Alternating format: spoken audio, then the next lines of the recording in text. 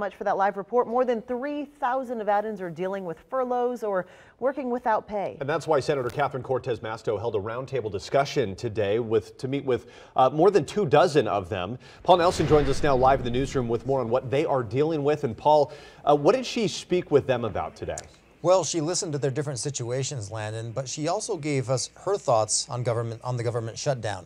She says Congress wants to fund border security in a lot of different ways and that federal workers shouldn't be used as pawns during this standoff.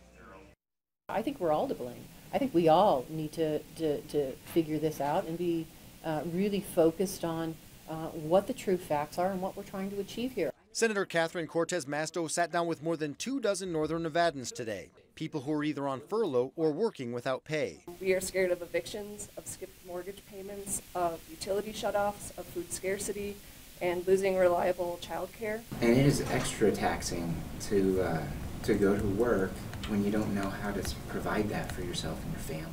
This group is dealing with the financial stress of the shutdown, and they're also worried about services that aren't provided during this standoff. Cortez Masto is also concerned about wildfire management in Nevada and other western states. Those agencies are closed. So how are we going to be prepared to not only prevent that next fire, but prepared when it comes along if we don't have the workers? The senator says federal food assistance could eventually be affected if the shutdown continues long term, and some people affected could even be federal employees or military families. So in some ways it's, really a double whammy, not only getting paychecks, but not also, being able to rely on those other programs as well. Some haven't been to work in about 3 weeks. They want leaders in Washington to find a solution as soon as possible.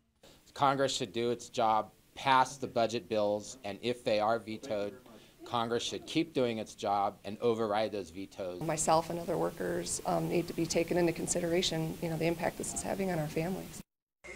Senator Jackie Rosen also met with federal employees in southern Nevada today. They included workers from the Transportation Security Administration and the National Park Service. Covering the big story live in the newsroom, Paul Nelson, 2 News.